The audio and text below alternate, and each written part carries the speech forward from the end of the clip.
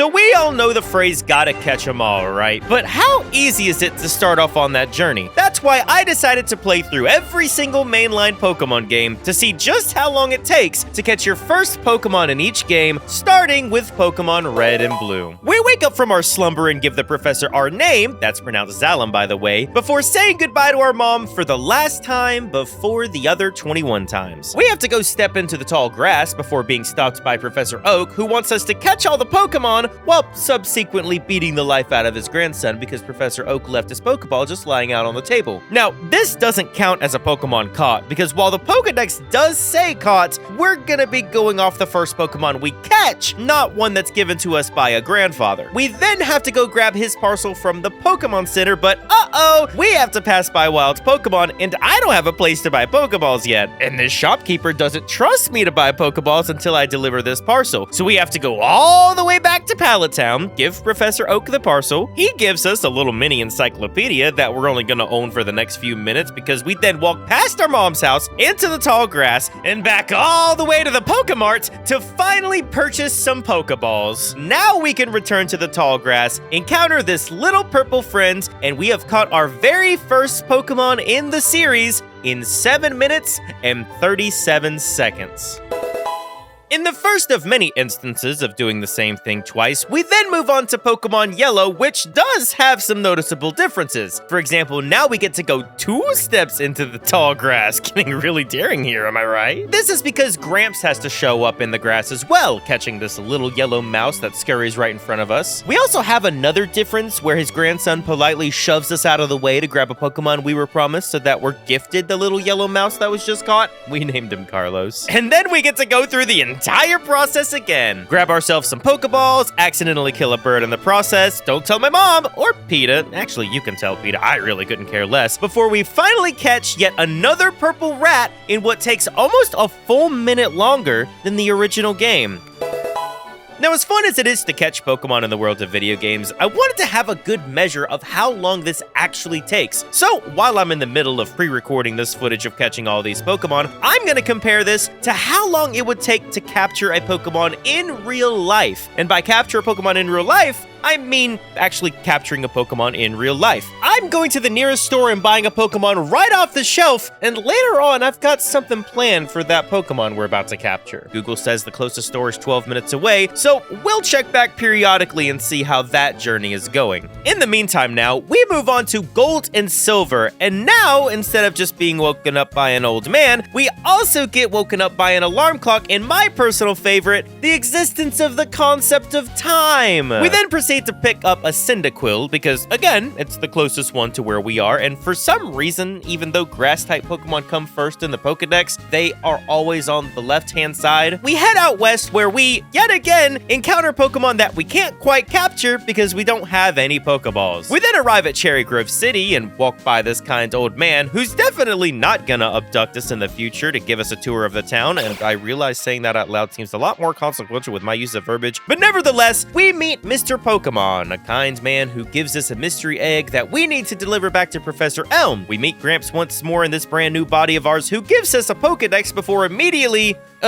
just leaving the house? Like, was he just waiting for a child to appear so he can give them a Pokedex, or what's the deal here? Oh, it actually says that in the dialogue. I completely forgot. After that, we're able to return back to the Pokemon lab before meeting this kind young man who also kindly assaults us while this old man does nothing, and then finally heading back to Professor Elm's lab and dropping off this mysterious egg we just received. Thankfully, though, before we leave the lab, Professor Elm's assistant was kind enough to gift us 5 Pokeball, in which we can immediately walk outside, head towards the tall grass, and spend the next minute watching a random stranger catch the same purple rat we have already caught 2 times before. Shortly after this, we get our second opportunity to catch the bird we unfortunately befell on the last attempt, and soon catch our first Pokemon in Gold and Silver in just under 11.5 minutes.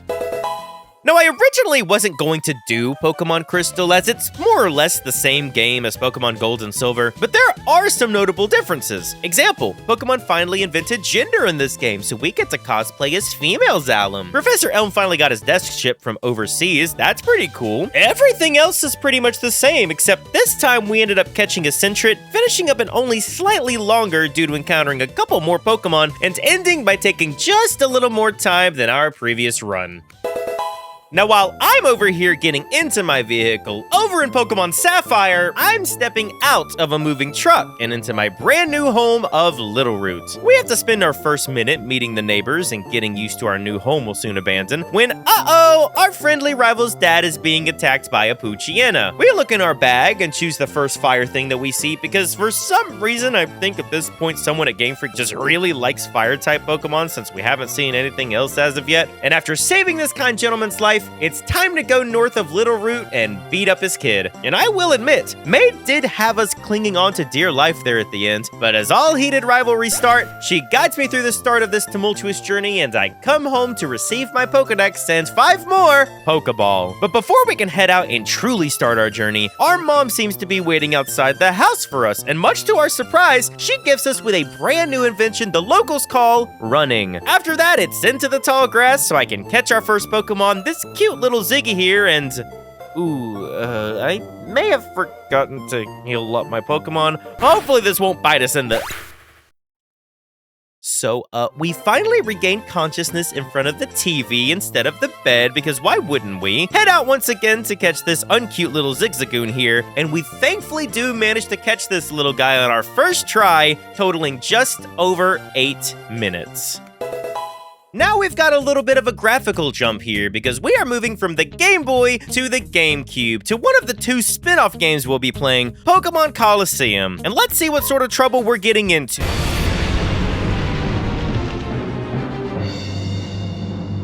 Yeah, so it turns out we're blowing up a building. Pokemon Colosseum is a little bit different than normal Pokemon games, because instead of catching Pokemon out in the wild, we are snagging Pokemon from other trainers. An evil organization named Cypher has been artificially closing the door to Pokemon's hearts to turn them evil, and our job, as a former thief, is to steal those Pokemon and revert them back to being productive members of society. And I kinda just realized that we're technically our own version of Pokemon Rehab. So our first goal is to stop by an old-style... gas station? Yeah, I guess they do have a gas pump out there, and have our first double battle of the run before hopping on over to Phoenix City and watching a 16-year-old child get abducted by 2 of the most auraless men I've met in my entire life. They scram after we end up kicking their behinds and rescuing this Misty lookalike before stopping by the mayor's house and seeing what looks like a Kingdom Hearts character with one of the greatest battle themes we'll never get far enough to listen to. The mayor tells us we should go check out the Finnick Colosseum, and by Finnick Colosseum, I guess he means getting ambushed by 3 co-workers that out me as being a former criminal in front of my new girlfriend. At this point, this is the most battles we've done in a run thus far, and I'm just ready to catch some Pokemon, but the Pokemart actually forgot that Pokemon exists. So we have to backtrack all the way to the gas station, get dusty Pokeballs, before we go back to the mayor's house and jam out to some of the best music in the entire Pokemon series.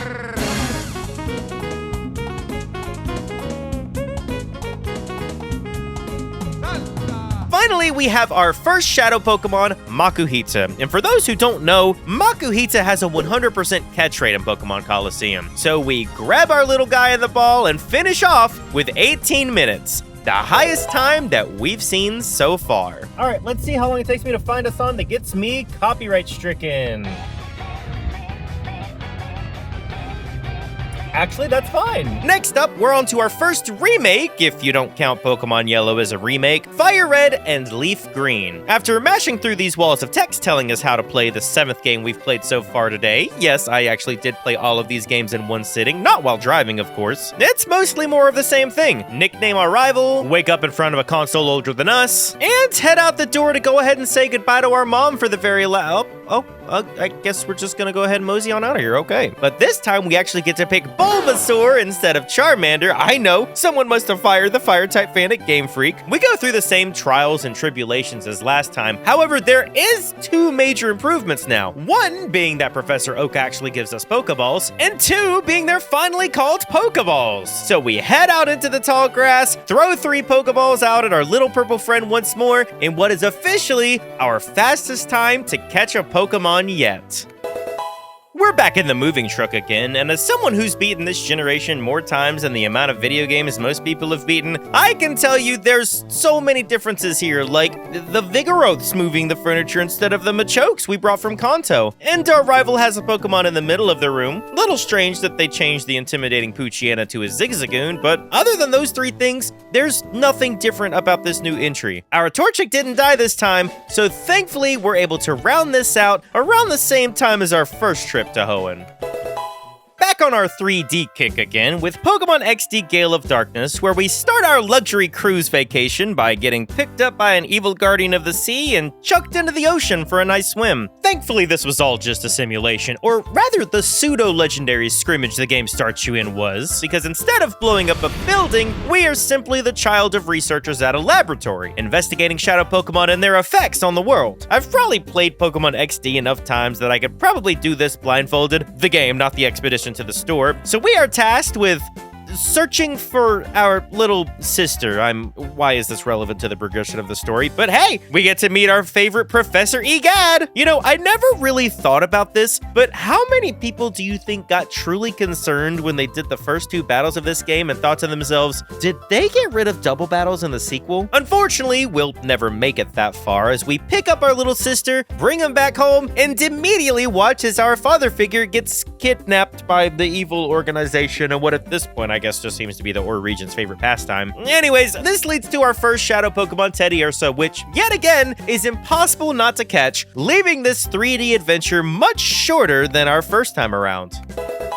Actually, let's check on our other 3D adventure and see how that's going. Because tonight will be the night that I will fall for you over. Moving back over to handhelds, where we now have 2 screens instead of 1, we start with Pokemon Diamond and Pearl. I always forget that they just straight up ask you if you want to read a little guide before playing, which is a nice little touch, but as always, we listen to the professor, say goodbye to our mom, before getting run over by our ADHD-pilled best friend for the next, well, couple of minutes, I guess. Oh, but we can't really let him go off on his own, so we follow him north of Twin Leaf, where he talks about us finding a red Gyarados at Lake Verity. I mean, I'm trying to catch a Pokemon, but I can indulge Berry for a few moments. Oh, hey, it's the Professor and Dawn. Actually, now that I look at it, it seems they forgot their luggage, so being the kind Samaritan that I am, I immediately get attacked by a flock of Starly. Unassumingly open the briefcase, can pick the first starter. I promise it was the first starter. Definitely didn't fudge that one. To which Dawn comes back and picks up the forgotten bag. Apparently, this deed was good enough to impress the 4th Professor Tree. So much, in fact, that he gifts us our favorite little penguin and asks us to visit him in Sangdom Town after we go back home and visit our mom. Once we get to the laboratory, Professor Tree gifts us with our own Pokedex, the 8th one that we've never used before Dawn leads us on a tour of town that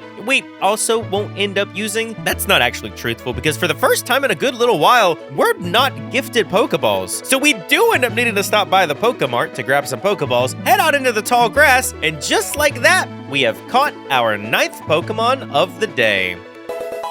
Now we're traveling back to Johto again with Heartgold and Soulsilver. I love re-exploring the Johto region, but I forget that every single person in this region has to speak to you before you catch a Pokemon. Your mom meets you at the bottom of the stairs. As soon as you walk outside, you're met by a Miror belonging to our friendly neighbor Lyra. The Professor Elm interaction is mostly the same, but as soon as we walk outside, we are yet again met by Lyra and her Miror once more. And if that's not enough, as soon as we head out west, this lady, who I assume is our friendly neighbor who's just trying to check in on us, tells us that we have to go tell our mom that we're going out before we set off on our adventure. So, okay, I'll happily oblige and go pick up our Pokegear for mom before finally heading out the... You've got to be kidding me. I think we all know where this trend is going. We get to Cherry Grove City. This old man finally abducts us and shows us everything he loves about this city. It's kind of cute, honestly. And everything else is pretty much the... Oh my god! After nearly double the length it took from the original game, we finally made it to Mr. Pokemon's house. We head back towards New Barktown. We actually lose to our rival. I haven't been keeping track, but we actually did have our first loss of the day here, before finally making it back to Professor Elm with the mystery egg. Which means we can finally head out west, watch Lyra catch a Rattata, and I think this is like the 6th time I've watched this dude being caught and the first time I've actually acknowledged them by name, before finally catching a Hoot after 16 long minutes that I never thought was going to end.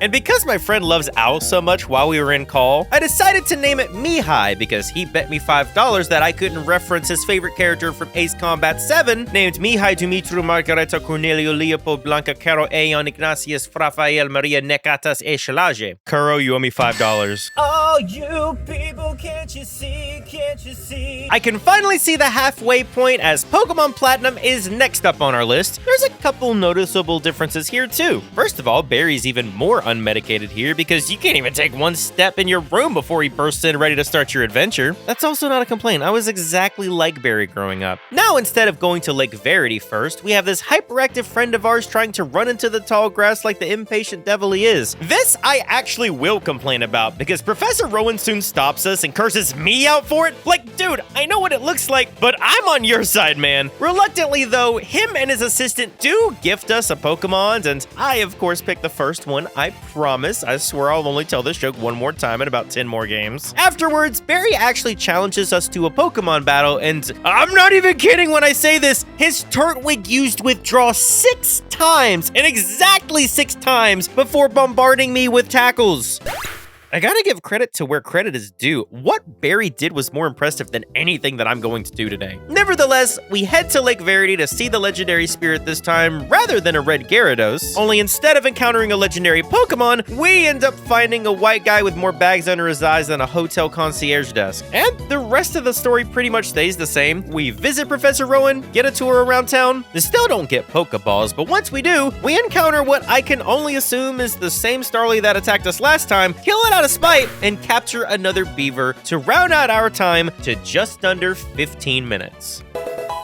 Moving on to the monochromatic era of Pokemon, we now start Pokemon Black and White. Before we start our journey, we're delighted by Mrs. Tree introducing us to the worlds of Pokemon. And on a slightly more serious tone, I know these games take place in America, but do you genuinely know anybody named Hilbert? I'm not knocking the name, truly. I've just never met anybody who actually has that name. I've also never known what seasons are, so this is a refreshing change of scenery here. Thank you, Game Freak, for inventing seasons, and also America, I guess. I also love how the camera zooms in on the player's bedroom to launch us into the game story, which this time is taking advantage of Amazon's 2-day free shipping to us. Make sure to check out the link below. And after choosing our special little fire pig in a rousing Pokemon battle, it turns out that we turned our room into an actual pigsty, no pun intended. Thankfully, Charon advises us to be careful, so surely that won't happen again.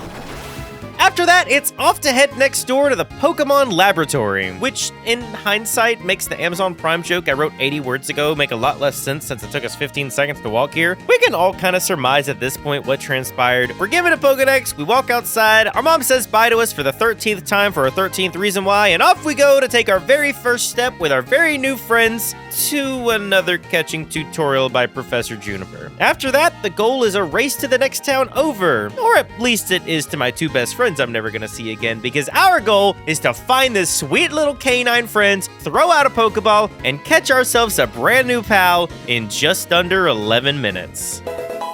On to Pokemon Black and White 2, which many consider a major upgrade to the games, probably due to the Cinccino that evolved since the 2 years we last visited Unova. I would also like to note that this is the first time in a mainline Pokemon game that we don't start our journey on the second floor, which also begs the question, where is our mom's room at, or does she just sleep in our bed when we aren't home? Regardless, we head outside and are met by our rival, whose name I had to Google to remember. His name is Hugh, and we're accompanied by his overprotected little sister. This leads then to a short escort mission to the overlook of our brand new home, where we're then met with a familiar face ready to, you guessed it, give us another Tepig. And just like that, we're back to our tried and true usual. Stomp our rival for a little bit, have our own little personal tour guide to accompany us around the city, and meet all the wonderful NPCs like Pokemon Center Shopman and my mom. Until finally we reach our first route in the game, watch one more catching tutorial, and catch our first Pokemon in just under 10 minutes. And based off some of the times that we've been seeing, I was honestly expecting that to be a lot longer. Just like I also wasn't expecting us to already be pulled into the Target parking lot. But now it's time for us to jump into the world of 3D, and more importantly, blonde hair since it was the quickest option to get to. We're then awoken by a cute little fletchling, presumably breaking and entering into our house, followed by our bedroom before we hop out of bed in our pajamas, which I gotta say is a really neat way to teach the player that outfits are gonna be able to be customized for the very first time in a Pokemon game. Despite everything,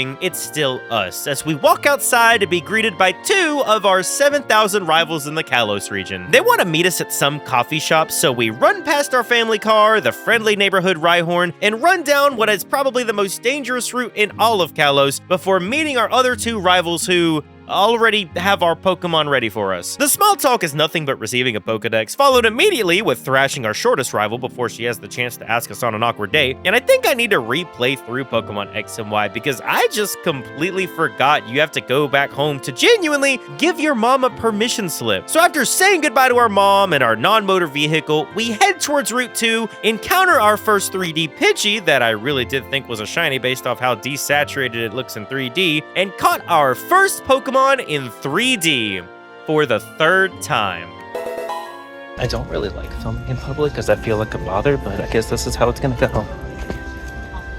I gotta go back to electronics. Meanwhile, it's time to go back to the Hoenn region, and I love how they start the game out by having you watch a rendition of the original opening from the back of the same truck. Thankfully, we step outside and look up into the sky and see what I can only imagine is the Latios we'll never get far enough to see. Also, if you squint really hard, this little kid kind of looks like Max from the anime, but this is essentially the same steps as the original game, interwoven with more dynamic cutscenes with a crisp HD 480p feeling. It also has this silly facial expression from May that I always get a kick out of. So we go through the same ordeals, save Professor Birch from an animal a quarter their size, head up Route 101 to battle our rival May, and remember when my Torchic blacked out way back when? So we wake up unconscious at home, run all the way back up Route 101, and as we're battling her again, she hit almost every single critical hit. I used not 1, but 2 potions, and I gotta say, these rivals do not want me to catch Pokemon at this point. I think this is just a big government psyop. Big Corp doesn't want you to know that they're putting batteries in the Talos because they're actually Pokemon League drones. But we head back home, get stopped by every single character we've met so far along the way back to Route 101 before we finally encounter a small Ziggy that we managed to catch in just over 15 minutes. Bluey! Our next stop is Alola, and this is the region I was the most curious about because Pokemon Sun and Moon are very infamous for its hand-holding. So, our journey starts with our half-shirtless professor FaceTiming us before zooming in on this magazine article of the most precious young lady I've ever seen, frantically running away from 3 triplets with the worst fashion sense you'll see in Alola. 3 months later. I'm not sure what this strange object Meowth is looking at in our room, but they do manage to wake us up as we go downstairs to meet our professor, by the way, who just walks into our house without permission. On one hand, that's fairly rude, especially for Hawaii, but on the bright side, he is beating the vampire allegations. Go outside, go the wrong way. I'm very bad with directions. This doesn't just apply to video games. Have Kukui introduce us to every single person on the island of Melee. Needless to say, there is a lot of exposition here. Cut back to Lily, and she's getting attacked by multiple Sparrow. You go, girl. Nebby won't stay in the bag, so now we have to go and protect Nebby from the Spearow, but uh-oh! Nebby got a little too spooked and decided to use Explosion as we fall to our deaths, and Tapu Koko has to come save us. I just want to put this out here. It's been 11 minutes, and we haven't even had our first battle. Hell, we haven't even received a Pokemon yet. When players talk about Pokemon games, games holding their hand, it honestly hasn't been that bad so far. But if I were to make an educated guess, this is probably the one most people think of when it comes to keeping the players on a leash. Finally, after 14 minutes, we get to choose our starter Pokemon. Rather, our Pokemon gets to choose us, which I mean is kind of worth it. I mean, just look at that cute little bow tie. So now we finally get to go out into the tall grass and catch our first Pokemon. Oh, son of a... And we're back in our house. And Kukui still isn't a vampire. However, after over 20 minutes, the longest any of these games have taken so far, Kukui finally shows us how to catch a Pikipek, so we pick our pecking pal to pick up this Pikipek, finishing in 22.5 minutes. I'm back here in the video game section, and like, that's all they have. That's all that they have is a Gengar and a Quaxly and some Eevee. They got Donkey Kong. Speaking of Donkey Kong, I'm gonna go bananas if I have to spend any more time in Alola because we're pretty much just gonna be doing the exact same things we're doing again, just with different steps. We lost one of the triplets and replaced it with, I don't know, I spent like 30 minutes trying to think of a joke here. I'm kind of running on empty at this point. Kukui might actually be a vampire in this game since we're able to leave our house and head in the right direction this time before being ambushed by the ugliest abomination ever known to man. Like, I get it, he's supposed to be a detective, but I just wish he would investigate a better haircut. But this is where the game kind of diverts a little bit, because they actually gift us with our starter Pokemon far earlier, half the time at this point. Now we can go ahead and head up to the central square and... head up the same hill as before so we can encounter Lily. In Ultra Sun, we do have to fight the Spearow, I guess because we learned about type matchups, but then I realized that Spearow doesn't have any flying type moves, and this theory entirely falls apart if you choose anything other than the grass type. And the rest is literally exactly the same, even down to the part where Kukui proves he actually isn't a vampire. Thank you very much, sir. Can you please show me how to catch a Pokemon now? And despite the fact that we received our starter Pokemon far earlier than in the first game, after 23 minutes, we caught our Grubbin and can finally leave this island paradise. Meanwhile, IRL Xalem had a little bit of an audio issue here, but basically since Target didn't have anything, we have to drive across the street, so Pikachu jump scare. Here is our Pokemon Yellow remake, Pokemon Let's Go Pikachu, where half of our journey will just be typing in our trainer name before the start of the journey. And I don't know if a lot of people knew this, your rival's name in this game is Trace. I always want to refer to him as Blue or Go, but Blue is actually in the game, so he does have a canonical name. But after around 2 minutes of cutscenes, we have officially made our jump to 3D in the Kanto region. And at this point, you probably know all that we're gonna go through. Oh yeah, Trace breaks into our bedroom as well. You know, at this point, I think it's just commonplace for people at Game Freak, but that's beside the point. In the original game, we try to book it to Route 1 to get yelled at by the professor for going in the wild grass, but I completely forgot. In Pokemon Let's Go Eevee, Professor Oak doesn't catch the Pikachu and gift it to you later. You simply encounter it and throw out your Pokeball and catch the Pikachu yourself, meaning in 3 minutes and 36 seconds, this is the quickest catch we've had so far in the entire series. I definitely wouldn't have guessed it'd be Pokemon Sword and Shield though, because we've got a little bit of work to do, starting with a Poketube video from our not-so-evil chairman of the Galar Pokemon League. Y'all ever notice that this zoom-in transition from the Poketube video isn't a smooth transition? This game sold 27 million copies, by the way. Charizard quota! And once again, our neighbor is coming into our house unannounced. And by the time we've actually left our house, we could have caught a Pikachu in the previous game. First things first, we gotta check in on the Wooloos, no, not the ones conveniently blocking the path, before stopping by Hop's house to see if his brother is home. Which, I still don't see how this makes sense, because wouldn't Hop come here to grab me and then immediately head back to his house? Like, it's been 2 minutes, dude. I don't think Lee can make it there in the time you think he does. Anyways, we nip on down the road for a sport of a wonder, and who's standing there but Leon, putting a proper show in the old local lot, keeping them well chuffed. And a minute and a half later, we get to choose our starter Pokemon. We ended up picking Sobble since he happened to be the closest one, and so politely used that Sobble to start guiding our rival into a spiraling pit of depression and self-doubt. We won't get to see that though, as now I turn around and find I am lost in the woods. North is right, south is left, and I forget that we have to fight 3 different different wild Pokemon before we get to encounter this little guy. You know, I'm so used to seeing Zamazenta in his crowned shield form, I kind of forget that I actually like his design. Wait, why is everything turning white? Why is the Persona 4 song fading in? Wait, what's going on? Mom? Mom!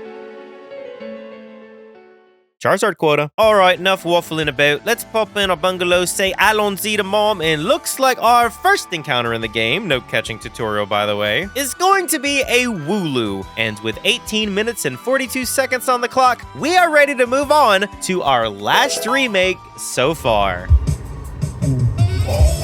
Pokemon Brilliant Diamond and Shining Pearl. You know, people like to talk a lot of junk about these games. We start our journey off just like before, and as you all may know, it is truly a one-to-one recreation of the original Diamond and Pearl, so we're gonna be going down literally the exact same path. Wait, did I accidentally name this dude Clint? The rest is pretty much what we know. Go to Lake Verity, get attacked by a Starly, open up the briefcase and pick the first Pokemon I saw. Yes, I'm repeating jokes. I told you I was gonna do this. I warned you, so this is your fault. And we go through all the same notions as before, with the only real difference being the battle animations are a bit quicker, but the cutscenes are a bit slower due to them using more dynamic camera angles, but we again get a tour around town. We also still have to buy our own Pokeballs for the first time since, correct me if I'm wrong, I think this generation, by actually capturing Starly this time in almost 2 minutes less than it took in the original games. So there you go. There's something positive you can say about these games. But you know what you can't say anything positive about? You know, every day's a good day when you're going to vastly underpaid corporate America. Not Pokemon Legends Arceus. I absolutely love Legends Arceus, but since we are going about 150 years into the past, we do have to subtract that from our final time, so this is gonna be the fastest by a canonical technicality. We start the game out by talking to God before losing our phone in the Kingdom Hearts underworlds without the graphics nor the music, before washing up on the beach like in Final Fantasy X, where we are met with 3 starter Pokemon and a 3 o'clock shadow. The professor then decided to look us up and down to see how riskless we look, not like he has any room to talk. And after a minute of questioning and another minute to find our cell phone, Professor Levinton lets us know that we can just grab a Pokeball and catch one right here and now, and, well, that's exactly what we're going to do because right under 6 minutes, this is our second fastest capture of the run. Look at it. They got belly boats. I don't know how to turn the camera around. They've got Cocos with the little cheese slices and Arcanines, so this is what we're gonna do. Our canines are about to sink our teeth into the newest generation, Pokemon Scarlet and Violet. And look, after 26 years, we finally got accepted into the school of our not choosing. Because I mean, look at these high quality classrooms. This 720p PNG. They didn't even make a new model for a student, they just slapped Arvin in there. Anyways, I don't know who this cameraman is, but they gotta need to get fired. These shots are all over the place.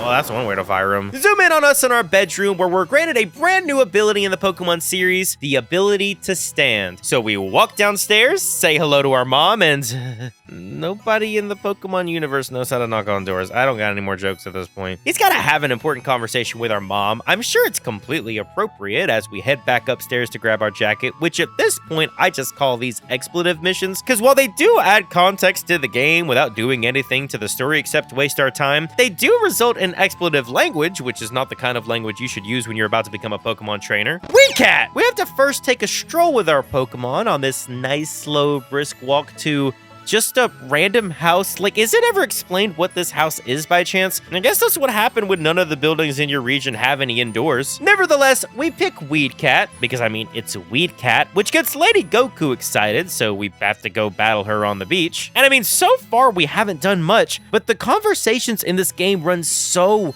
long. I think half the time we've spent has just been exposition, which, speaking of, our mom just shows up and gives us a sandwich. We run up the hill to catch our first Pokemon in Paldea, and once we see this little oinker, we throw out our Pokeball, and this is probably the quickest catch we've had in the series so far, but that catch took us 17 minutes and 43 seconds to get to, which means we have one more game on our list left to go. Our newest mainline Pokemon game, Pokemon Legends ZA. And I should have picked up popcorn from the store, because Boy, we are in for a little something. Our name is Xalem, and some suspicious atrocities are happening outside Lumiose Tower. So while ZA goes to investigate this looming threat, we're over here staring at our favorite VTuber on our phone. Walk off the train and into the main plaza, and just like most Hollywood movies, we meet our best friend in a new city immediately. But this isn't a movie, this is a lazily edited TikTok video for a rundown hotel, preceded by a minute-long commercial from a woman who's gonna turn down my Shark Tank offer because my evaluation is that Totodile is the best boy.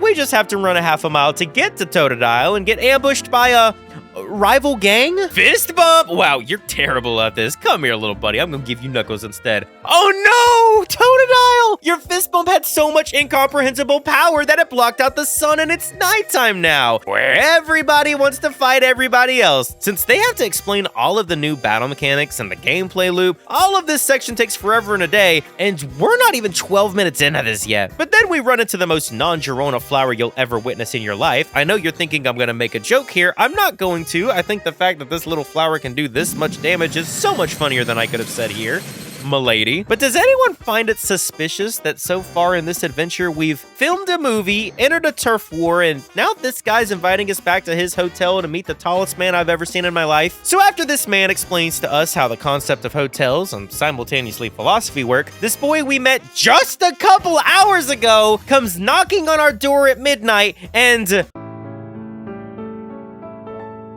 I swear, I've never seen less Orre in a main character of a Pokemon game. But rise and shine, sunshine. Or as I say in France, rise and shine, sunshine. It's officially been a full day and we still haven't caught our Pokemon yet. Before having a literal 5-minute conversation in the hotel lobby about, what are you guys talking about?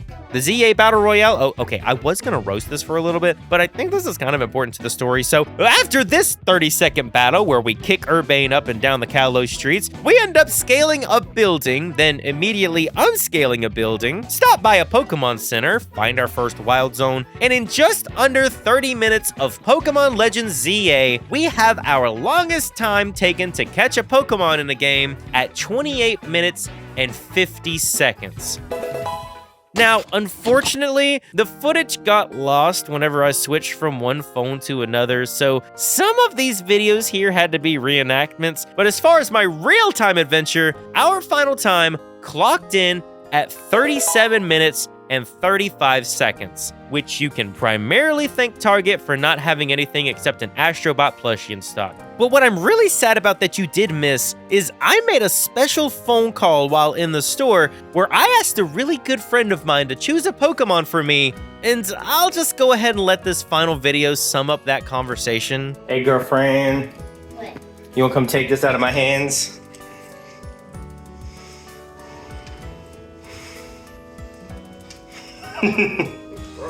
You won't be in a YouTube video? Yeah. Yeah, you want to tell everybody to subscribe? What?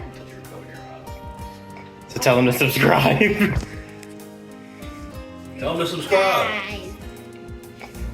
Subscribe. Okay, there we go. Hi, so we do have one more to do, and that is Pokemon Go. I wanted to keep this towards the very end so I didn't have this weird jump between me going to the store and then having to do the Pokemon Go stuff. It just kind of would be weird narratively, so I decided to keep this towards the end. I hope you guys really, there's a Pikachu, I hope you guys really enjoyed this, because this was just one of those, hey, we got a bunch of buddies in a group chat and they're just talking, and we just decided to figure out, you know, what Pokemon game actually would take the longest, and it's not going to be a Pikachu that we catch today. So I literally just sat down and recorded this all in one day and was like, sure, this sounds like a little fun idea. Let's go ahead and figure it out. So I hope you like more of it. You're gonna be seeing a lot more of me now that I'm actually back into the grind. And we have caught a Squawkabilly with Pokemon Go, and I guess whatever the time up there or wherever I decide to put it is, that's gonna be the end of the video. I don't know how to end videos, so what if we just cut off mid-sentence?